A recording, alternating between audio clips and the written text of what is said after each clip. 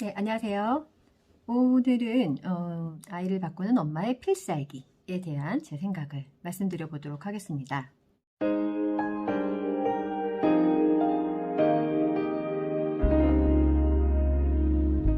제 아이들의 행동을 교정할 때, 제가 사실은 이제 교육심리학을 전공했는데 예전에 대학교 들어갔을 때 엄청 많이 듣던 이야기 중에 강화 이론이라는 것이 있습니다.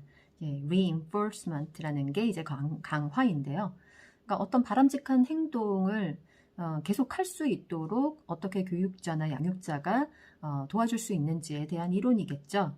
예, 당연히 예, 바람직한 행동을 했을 때 적절하게 이제 보상을 해줄 때 그 바람직한 행동을 계속해서 지속할 수가 있다라는 것이 핵심적인 이야기라고 할 수가 있는데요.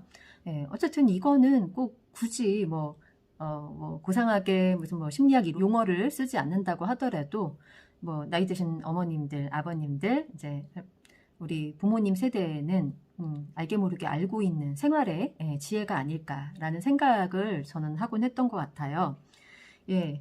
근데 어쨌든 이제 보상 이야기가 나오면은 항상 제가 뭐 녹화하시면 항상 말씀드리는 것이 이제 결과보다는 과정에 대해서 보상을 해야지만 예, 지속적으로 아이들에게 이제 그 행동의 바람직한 행동에 대한 지속적인 동기를 마련해 줄 수 있다라고 예전에 말씀을 드렸었죠. 왜냐하면 결과에만 너무 이제 어른들이 이제 보상을 하게 되면 이제 뭐 수단과 방법을 가리지 않고 시험만 잘 보면 되는 그리고 뭐 엄마 몰래 스티커 이제 100개를 아이가 하나쯤 더 붙이게 되는 그런 어떤 속임수를 쓸 수도 있고 어쨌든 부작용이 너무나 많기 때문에 그리고 또 그런 어떤 삶에 있어서 결과만을 중요하게 생각하는 그런 삶의 태도가 그렇게 바람직하지 않잖아요. 그것 때문에 벌어지는 어떤 뭐 얼마나 안 좋은 일들이 많이 있습니까? 뭐 범죄도 마찬가지고. 어쨌든 이제 얘기가 다른 쪽으로 이제 세기는 했지만 일단 기본적으로 보상이라는 것에 대해서는 두 가지 종류가 있는 것 같아요. 제가 생각하는 두 가지 종류는 첫 번째는 이제 물질적인 보상이고요. 여러분들이 가장 많이들 쓰시죠? 100점 뭐 맞으면 선물을 주시잖아요. 무슨 뭐 장난감을 사줄 수도 있고 아이가 그동안 필요로 하던 이건 거의 최악이긴 하지만 아이들이 너무나 원하는 휴대폰 사주기. 이거 참 휴대폰 한번 사주면 이제 끝인데 일단 아이들이 이 스마트폰이 손에 들어오고 나면은 그 다음부터는 그 바람직하게 여기셨던 부모님이 그토록 원하셨던 공부를 열심히 하는 태도와 벌어지게 되는 그것과 이제 뭐 오히려 그 공부하는 습관과 멀어지게 되는 그런 결과를 낳게 되었기 때문에 뭐 이런 것과 같은 그런 부작용이 있을 수가 있다라는 거죠. 그다음에 두 번째 보상에는 이제 무형적인 것이 있죠. 눈에 보이지 않는 보상이 있어요. 그게 어떤 것일까요? 이제 후자는 엄마의 미소 혹은 따뜻한 포옹에서 느껴지는 엄마의 체온 이런 것이 있을 수가 있고요. 진심을 담아 전하는 일단 칭찬 한마디 이런 것이 눈에 보이지 않는 물질적이지 않는 무형의 이제 보상이라고 할 수가 있습니다. 뭐 여러분이 보기에는 이런 어떤 그 물질적인 것과 눈에 보이지 않는 것 이런 어떤 보상의 종류 중에서 아이의 행동을 교정하는데 어떤 것이 더 강력하다고 생각하세요? 얼핏 보기에는 전자 아주 그 물질적인 것이 행동을 유지하게끔 하는 강력한 이제 원인으로서 작용하지 않을까라는 생각을 여러분들이 아마 하실 것 같아요. 실제로도 이제 초등 저학년 친구들 같은 경우에는 제가 예전에도 몇 번 말씀드렸지만 제가 뭐 평소에 책 잘 읽어오면은 달란트 이제 스티커를 붙여서 마켓데이라고 하죠. 일반 학원에서는 이제 저는 달란트 시장이라는 말을 썼는데요. 그런 것들을 이제 모아가지고 스티커를 모아서 자신이 사고 싶은 물건을 사게끔 하는 그런 행사를 했었고요. 집에서도 아마 비슷하게 여러분들께서 원하는 아이가 평소에 굉장히 원했던 장난감들을 그런 어떤 스티커판을 이용해서 아이들이 책을 읽을 수 있도록 한다든지 엄마표 영어를 유지할 수 있도록 그렇게 여러분들이 많은 이제 수단으로 사용을 하셨을 거예요. 근데 여기에 이제 문제가 있어요. 문제가 뭐냐면요. 만약에 장난감이 너무나 흔해지면 주변에 할아버지 할머니가 사셔가지고 뭐 그 자주 이제 장난감을 사주신다면 아이가 그것을 위해서 뭐 노력해야 될 이유가 없어지는 거잖아요. 그래서 제가 아이들을 가르칠 때에도 그런 비슷한 현상이 있었던 것 같아요.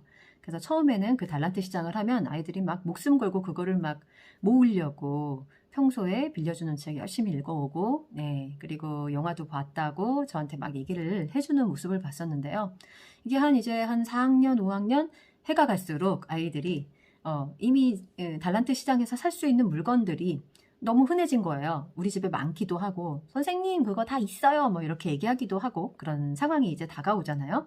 그러면 아이들을 어떻게 동기부여할 수 있을지에 대한 고민은 이제 저는 또 깊어지는 거죠. 예, 그럼 이제 아이들은 나중에는 그냥 뭐 맛있는 거 사주세요 뭐 이런 걸로 이렇게 변하기는 하지만, 그마저도 사실은 아이들에게 커다란 동인이 되기에는 부족하죠. 왜냐면 요즘 아이들을 이제 엄마들이 많이 사주시니까, 예, 뭐 외식도 많이 하고 이러니까. 그렇지만 이제 희소성이라는 측면에서 봤을 때 아이들이 참 좋아하는 게 있었는데, 그게 뭐냐면, 예, 저하고 자유롭게 그냥 편하게 그날만, 예, 학습을 잠깐 쉬고 충분히 대화를 나누는 시간을 갖는 것이었어요. 그만큼 이제 평소에 아이들이 이제 공부만 계속 하던 아이들이라, 학원만 왔다 갔다 하던 아이들, 예, 친구랑 만날 시간 별로 없는 친구들이, 예, 한 자리에 모여가지고, 예, 자유롭게 이제 뭐 여러 가지 자기들이 좋아하는 이야기, 좋아하는 연예인 이야기가 될 수도 있고, 다른 뭐 학교에서 있었던 일 얘기가 될 수도 있고, 그런 시간들을 보상으로 삼는 모습을, 예, 보기도 했습니다. 어쨌건 이제 희소성이 떨어지는 만큼 이제 아이들의 그 행동을 유지하게끔 하기에는 이 물질적인 보상에 한계가 있다라는 것을 여러분들께 말씀드리고 싶은 거죠. 그리고 또 이제 다른 한계도 있는 것 같아요.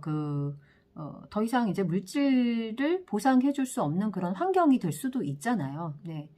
집에 갑자기 경제적으로 큰 문제가 생겨서 그것을 사줄 수가 없는 그런 상황이 온다든지, 그렇지 않다고 하더라도 처음부터 아이가 너무 큰 거를 원해서, 예, 그걸로 뭐 제공해 줄 수 없는 환경이 있는 그런 가정도 있지 않습니까? 예. 그래서 저는 이렇게 물질적인 보상이 이제 아이들 어릴 때는 쓸 수가 있겠지만, 예, 갈수록 이제 힘을 잃기 때문에 그거보다는 좀 더 본질적인 어떤 아이가 바람직한 행동을 계속 유지하게끔 도와주는 보상이 따로 필요하지 않을까라는 생각을 하게 됩니다. 그게 뭐냐면, 예, 저는 이제 아까 말씀드렸던 이제 후자의 보상인 거죠. 예, 여러분들이 이거를 좀 쉽게 생각하기 위해서는, 여러분들이 지금 가족을 위해서 하는 어떤 여러분의 마땅히 해야 될 일을 한번 생각을 해보세요. 요즘에 뭐 이제 정리 콘텐츠가 굉장히 뜨고 있잖아요. 근데 저도 정리를 참 못하는 사람 중에 하나인데, 예, 가족을 위해서 열심히 음식을 만들고 정리를 하는 일도 아이들이 학업을 유지하는 일과 뭐 비슷한 선상에서 우리가 마땅히 해야 되는 일이잖아요. 근데 그것을 엄마 딴에는, 저 딴에는 아주 열심히 잘 했다고 생각을 하는데, 다른 가족들이 보기에는 여전히, 예, 이렇게 하면은 뭐 때가 묻어 있다든지, 예, 음식이 별로 맛이 없다든지, 예, 내 입에 안 맞아라는 말을 듣게 된다든지, 그런 상황이 왔을 때 여러분들은 그 음식을 만들고 가족을 위해서 이제 정리를 하고 그런 행동들이 더욱 매진하고자 하는 그런 힘이 날까요? 아니면 맥이 빠질까요? 예, 그런 생각들을 한번 해보시면 어떨까 싶어요. 사실은 우리가 이제 결혼하고 오래 살아서 알잖아요, 여러분. 명품이라든지 커다란 어떤 선물 보다도 가족을 위해서 뭔가 우리가 정말 노력을 할 수 있게끔 만들어주는 가장 큰 동인이 있다면, 예, 그것은 내가 만든 음식의 맛이 어떻든, 그리고 살림하는 그 솜씨가 어떻든, 예, 나를 그냥 인정해주고, 예, 귀하게 여긴다라는 마음을 표현해주는 가족들의 따뜻한 말 한마디, 그런 것이 있을 때 우리가 정말 그 춤을 추면서 우리가 가사 일을 할 수 있는 것 아니겠습니까? 예, 그래서 그렇잖아요. 저는 막 이렇게 막 물질적으로 뭐 선물해주고 이런 것보다도 그런 어떤 따뜻하게 마음을 표현해주는 게 참 좋더라고요. 그래서 여러분들은 실제로 이제 명품을 바라시고 그런 분도 물론 계시겠지만, 예, 명품이란 거는 남편이 돈을 잘 벌 때 얘기고 언제든지 변할 수 있는 거잖아요. 물질이라는 것은. 그렇지만 감사를 표현하고, 예, 인정해주는 그런 말, 그리고 칭찬과 같은 것은 참 이제 오랜 시간 동안 쌓여가면서, 예, 우리를 움직이게 하는 어떤 사랑의 힘, 가족의 힘이 아닐까라는 생각을 하게 되거든요. 그래서 아이들도 비슷하지 않을까라는 생각을 해요. 그래서 이제 아이들에게 이제 칭찬 많이 해주세요. 저는 이런 말을 되게 습관적으로 하기 때문에 들으시는 분들도 되게 너무나 이렇게 막 식상한 말이라고 생각하실지 모르겠어요. 근데 저는 이것이 정말로 우리 아이들을 움직이는 가장 큰 동인이 된다라고 생각을 해요. 앞에서 말씀드렸던 그런 이유 때문에. 그래서 그냥 여러분이 어떤 뭐 엄마표 영어를 하든 아니면 독서 교육을 하시든 어떤 여러분이 아이들의 행동 변화를 이제 꿈꾸시면서 행동이 변화되기를 바라시는 마음으로 보상을 주실 때에는 여러분들이 좀 연습을 해보셨으면 좋겠어요. 거울을 보시고 정말 가식적인 웃음이 아니라 진심을 담아서 아이를 칭찬할 수 있는 그런 마음이 고스란히 드러나는 표정이 어떤 표정인지 한번 살펴보시고, 아마도 그것은 우리 아이가 있어서 세상 행복한 어떤 그런 순간들을 떠올렸을 때, 마음속에서 은근히 떠올렸을 때 여러분에게 그런 미소가 자연스럽게 흘러나오지 않을까라는 생각이 들거든요. 그래서 두 팔 벌려서 아이에게 이제 마음을 다해서 리액션의 여왕처럼 칭찬하는 방법, 어떻게 하면 좋을지 한번 고민해 보신다면 그것이 정말로 아이들을 변화시키는 힘이 되지 않을까라는 생각이 듭니다. 오늘은 어떻게 하면 우리 아이의 행동을 바람직한 행동을 유지시킬 수 있을지에 대한 엄마의 필살기에 대해서 말씀을 드렸고요. 다음 시간에 또 다른 이야기 가지고 저는 돌아오는 걸로 하겠습니다. 오늘도 시청해 주셔서 감사합니다.